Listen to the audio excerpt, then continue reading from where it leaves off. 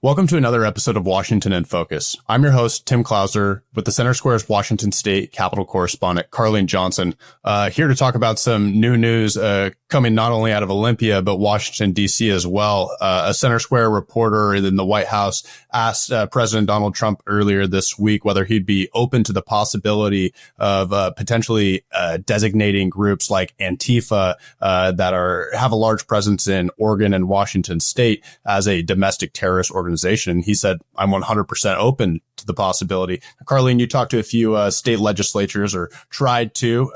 What was their response to this? Yeah, I reached out to Washington GOP state chairman Jim Walsh for his thoughts on it. And he said, he agrees with the prospect of identifying Antifa as a domestic terrorist organization. And he thought it very interesting as well that Trump then brought up potential, RICO charges, racketeering charges against the groups that fund Antifa. So it's going to be interesting to see if this goes anywhere. But yeah, that was a kind of a huge win for us as an organization, right? For the Center Squares. And it was our reporter based in DC, Sarah Roderick Fitch, that was able to get that question in the Oval Office. Which I'll remind folks that are watching this, we weren't invited to the party before this second Trump administration, when he kind of opened up the doors to more independent media access to organizations like the Center Square. We're certainly not a small independent media outlet, but the opportunity to be there and to ask those questions, is something that wouldn't have happened except for this kind of change in media access policy under the Trump administration. But all that to say, it was very interesting. And anybody who's been in the Northwest for any length of time, especially if you were around in 2020, knows what happens with Antifa and the fact that they have been funded, paid agitators, as President Trump called them.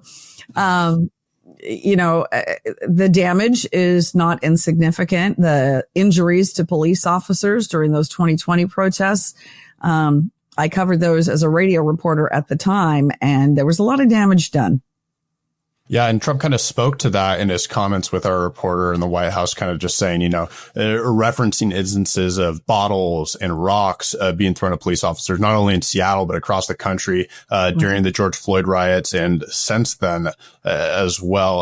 The paid agitators comment really struck me because that's something that we've heard over and over again over the years, whether it be with Antifa or nonviolent protests. I mean, we can look back a few months to say the No Kings protest that made a lot of people nervous ahead of that ended up largely peaceful, but people in Seattle and across the country were being paid hundreds of dollars to participate in this. I mean, from a camera viewpoint, it looks like, wow, you have tens of thousands, hundreds of thousands of people showing up in droves for these protests. And sure, that may be true in some light, but you also have to recognize that we don't know how many of these people are being paid to show up. And when that happens in the case of Antifa and these other groups that do perpetuate violence and violent rhetoric, it raises the stakes here.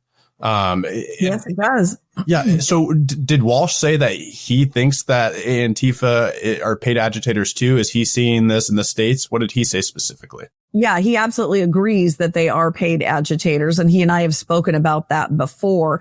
You get and he attended, you recall after the No Kings protest and the arrests, Cal Anderson, 3 days later, there was the counter protest, faith-based groups that showed up in front of Seattle City Hall. And Representative Walsh was at that event, and I spoke to him about the folks that were there because it was a bunch of trans activists, folks from the LGBTQ community that disagree with these faith groups that are pushing back on that agenda. And we were kind of surrounded, just as a member of the media, as we attempted to leave that event. Police were trying to make a clear path for us to get back to our vehicles parked a few blocks away. But there was certainly, a lot of pressure from some of these groups. Now, I don't know if these were local folks, if these were Antifa folks that were bussed in, if anybody there was a paid agitator.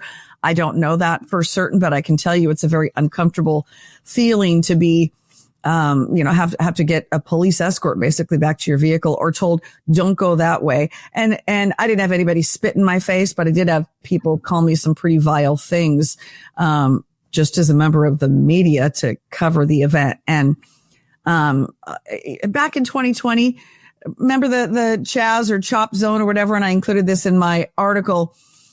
Those folks came in from outside the area, and many were saying, yeah, I came in here because of what's happening in Seattle. They wanted to be part of the movement. The idea was, they were going to push back, defund the police. That was the beginning, that whole thing, right? And the Chaz or Chop zone there, let's see, the Capitol Hill occupied protest, or Capitol Hill Autonomous Zone. So it became Chop or Chaz, whichever one you liked better.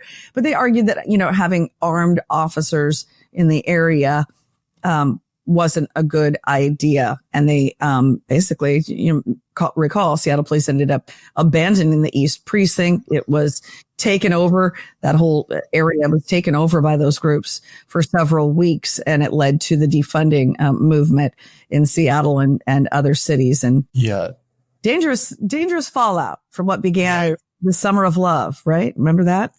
Yeah.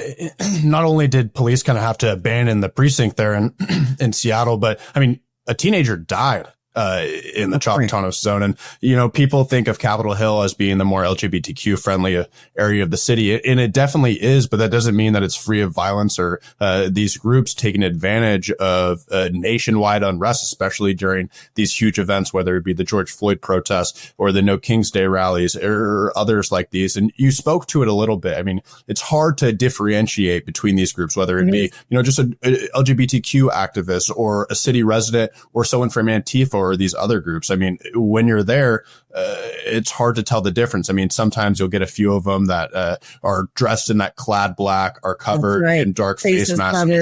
Mm-hmm. Yeah, you might think, that might come to mind as being Antifa, and I think it does for a lot of people. But I'm really interested to see if the Trump administration does pursue charges, and they brought up RICO charges for these groups. I mean, how they would go about it. Because, I mean, on the street level, like we just said, it's really hard to say definitively who is who. I mean, you could kind of say, yeah, based off the public perception and things that we've been told in the past, this looks like that. But I really wonder if they're going to try to hit it from the top down and try to go after the people leading these groups, and not only leading these groups, but the people funding these groups. Because that's what it really goes back to. I mean, right. You've heard that. I mean, and there's lots of organizations that he funds and things that he's involved in.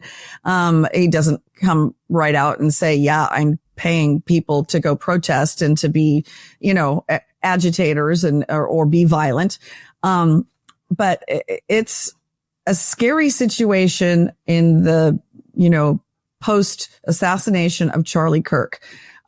There are folks that think violence against what they consider to be hate speech. They called Charlie Kirk, one that was espousing hate speech.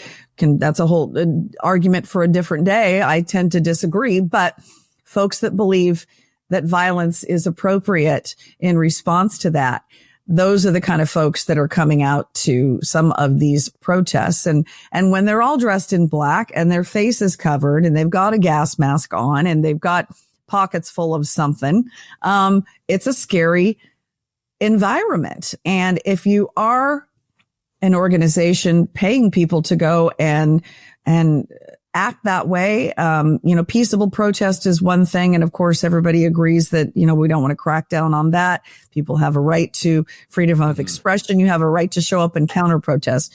But if in fact they can follow the money trail, and I have no doubt if Trump attempts to do that, he can find the money trail and figure out if in fact it's George Soros or some other, left-wing extremist organizations that are funding these groups, bussing them in across the country, as we've seen, then, it would make sense to be cracking down on that, or at least attempting, to, whether it's RICO charges or some other, applicable law to go after that. I would think that there's probably going to be a lot of public support for that.